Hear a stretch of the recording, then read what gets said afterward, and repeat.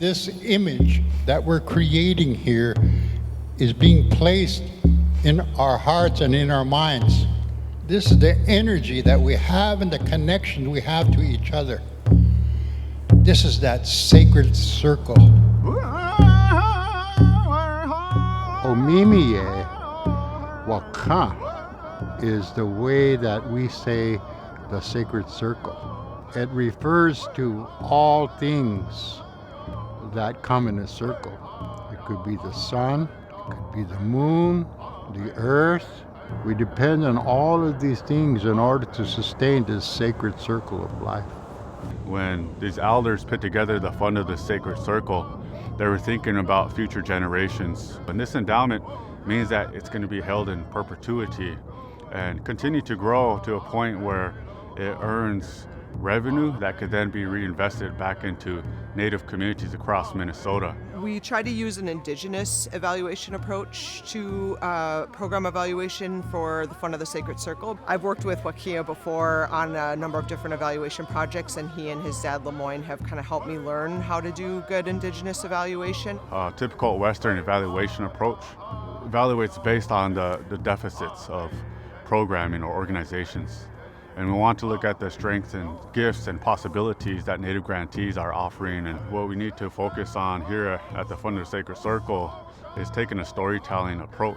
Their evaluation approach, their funding approach really embraces more of like a collaborative, reciprocal relationship. And if more of the funding community and government agencies were to think that way, it'd make a huge difference. A lot of the grant makers were people from the community. Being a part of a group of Native folks who got to have a voice in the process, that was special. Just seeing the different goals and aspirations of these organizations and just kind of like what is holding them back from doing that is a very good undertaking. There's a stat out right now that says that a fraction of 1% of national giving goes towards Indian country. And the role of FSC that many grantees have shared in their perspective is to help disrupt and change that narrative, and to make sure that this philanthropic world is actually making space for Native organizations. We're defining as like Native people, how Native cultures, languages, our lifeways are going to carry forward to coming generations. Indigenous values and Indigenous models of philanthropy actually work. It's like you can use the buzzwords and they actually apply here, like trust-based philanthropy, trusting the people that you're in community with. There is this practice of wo'unye, this ceremony, where we put our best medicine and prayers and our thoughts and wishes into that medicine pouch or prayer flag. And we all had this sense and this feeling that there is this center we all contribute to.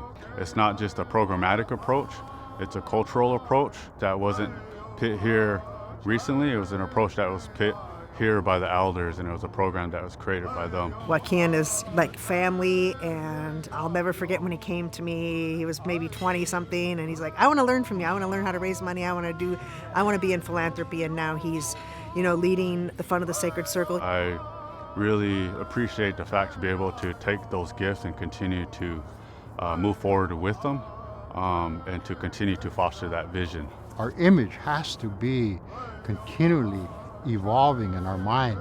It's not a stationary vision. It's an image that's just always continually stirred by inspiration.